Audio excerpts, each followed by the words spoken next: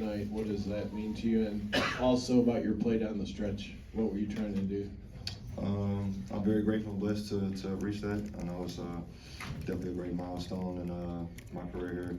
Couldn't have done it without my teams throughout all my years here. And just down the stretch, trying to be aggressive, trying to attack the paint, trying to just get some going, get the crowd involved and stuff like that, and finish the game.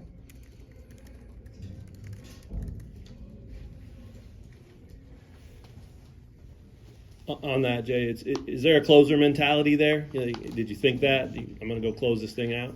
Oh yeah, as a leader, for a team playing that well on home court, I'm already, not in the best mood for that. They were way too comfortable shooting the ball, and a lot of that was on my part and my defense. So, I felt like I owed it to the team to just close as hard as I could, be aggressive as I could, and win the game. For both of you, I wonder. You get up 6, 7, 8 points, and then they'd cut it. And what was it about the way they played that made it hard to kind of put them away? They just played free. They came here as an underdog, so they're ready to go. They were hyped up. I mean, this is a game that everybody looks forward to on their calendar, so we knew coming in, we was going to get their best shot. How big was the stretch before the end of the half? I think it was 16-3, is maybe 13-0 in there, too, to kind of take control of the game. I mean, it was important. We need that stretch, especially going into halftime. You want to come back out, with a good lead and kind of have some energy going. So that was big for us. Jalen, can you talk a little about that stretch where I think you had like 2 buckets and then that big block and that assist, and they forced that timeout? Can you talk about you talked about the energy you're trying to infect in the crowd? How did that feel, and what did it mean when you kind of forced them to kind of force that timeout? Just trying to make any type of plays to kind of just get us all going. Energy plays, down the stretch. That's the best thing we can do is make plays to get us not only energized with the crowd. I feel like it helps us to our advantage as far as just the momentum of the game, and just trying to do anything I could to win. I felt like the game was pretty close, and we let it get too close, especially with a team that's, like I said, was that comfortable. So just trying to do anything I can to make plays that can take a 6 to 8 point lead to 10 to 12 really.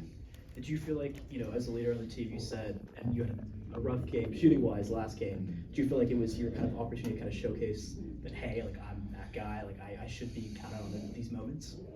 I don't know. I kind of just feel like, the way we play, all the opportunities for me will come just like they come for everybody else. I don't want to approach any game trying to force anything. I feel like I've already been able to establish, what I do for my team and how I apply myself to the game. So really just coming in, trying to just continue what we did last game.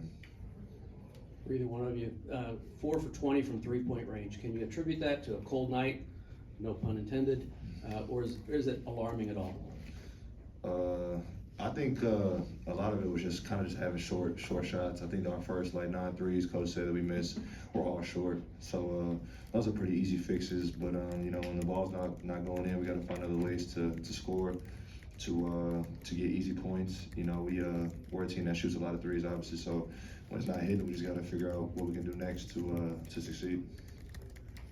Did anybody pick up on Jalen's milestone? Did you guys know he was going for 1,000? No, sir. Nobody knew. Nobody knew. Jalen, what's it next for you? You've got to go. You get to go home for break and then come back. How do you approach what's ahead? I approach the conference play as just like a new season. It's 0-0 as far as our record. We got to come in here and represent. Not only what we want to do this year, but what we've done in the past. And that's a Big 12 championship. And I'm super excited for the new third of the season. It's going to be really exciting, especially with all the new guys that's in the Big 12. And to start off at home, on New Year's Eve, is going to be pretty cool. Describe the play of Kevin McCullough tonight. 14 and 11, and brought a lot of energy. Oh, man, Kevin's been great. On both ends of the floor, he seems to make his mark very well known. Rebounding the ball, stealing the ball, making plays that we need.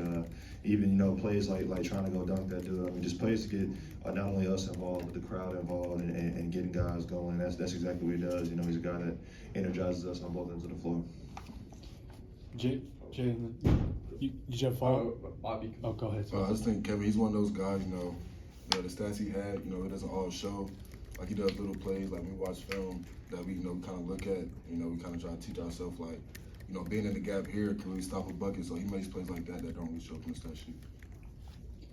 Jalen, in the past, rough shooting night like that, Bill's gonna run a ton of post ups, right? How strange is it now to like play on a team where that's not really, you know, they're occasionally, but that's not really what you guys are doing.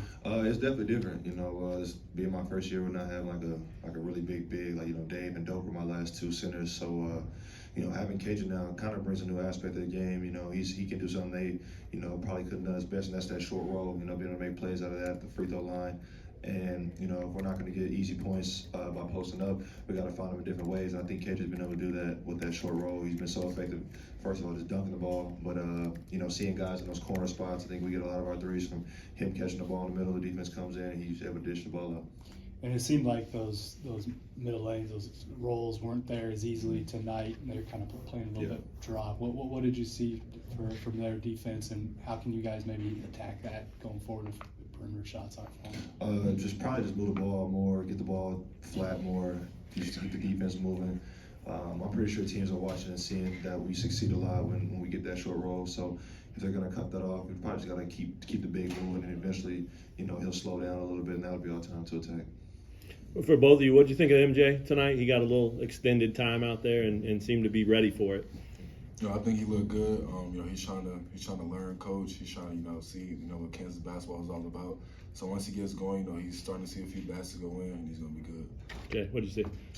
Just like Bob said, I think the energy that he brings. I think every time he chases to the game, we're wanting to play to get him a dunk. You know, I feel like he's able to come in the game and impact not only us but the crowd. And you know, they love alley-oops and stuff like that. I think he's gotten at least 2 or 3 of those this season. And he's so aggressive, so strong. You know, when he gets downhill, he's able to either create contact and create a foul or finish at the rim. And I think slowly he's showing more confidence doing that. Anything else? Thanks, fellas. Thank you. Appreciate it.